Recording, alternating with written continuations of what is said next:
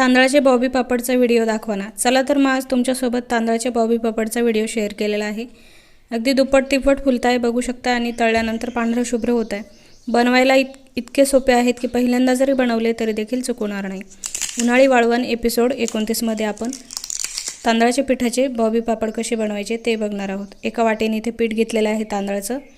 त्यानंतर इथे त्याच वाटीने आपण मोजून पाणी घेणार आहोत 2.5 वाटी। 1 वाटी पिठासाठी 2.5 वाटी एवढं पाणी। पाणी छान गरम व्हायला लागलं की यामध्ये चवीनुसार मीठ, पाव चमचा एवढा पापड खार, थोडासा हिंग आणि उकळी आल्यानंतर पीठ छान आपल्या एकजीव असं घेरून घ्यायचं आहे। ही प्रोसेस एकदम फास्ट करायची म्हणजे गुठळी होणार नाही। मस्त एकजीव झाल्यानंतर आपल्याला हे झाकण ठेवून साधारण 5 मिनिटं एकदम लो फ्लेमवरती हे पीठ छान शिजवून घ्यायचं आहे। पीठ शिजलं कसं हे कळणार यासाठी हातावरती थोडासा पिठाचा गोळा घ्यायचा आणि तो हाताला चिटकला नाही समजायचं आपलं पीठ हे शिजून झालंय। इथे बघू शकता। नंतर तयार पीठ हे आपण एका प्लास्टिकच्या पिशवीमध्ये किंवा कॉटनचा कपडा वापरणार असाल तो ओला करून घ्यायचा। मग त्यामध्ये छान मळून घ्यायचं, एकजीव झालं पाहिजे। नंतर सोरे घेतलेला त्यामध्ये बॉबी पापडची चाळणी बसवायची आणि या पद्धतीने पाडून घ्यायचे।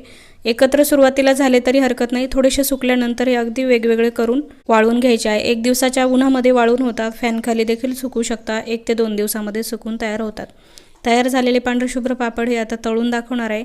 तळल्यानंतर इथे बघू शकता अगदी दुप्पट तिप्पट फुलताय। तुम्हाला ही रेसिपी कशी वाटली कमेंट करून नक्की कळवा आणि थोडी जरी आवडली असेल तर लाईक करायला विसरू नका। पुन्हा भेटूया वाळवणाच्या नवीन रेसिपी सोबत।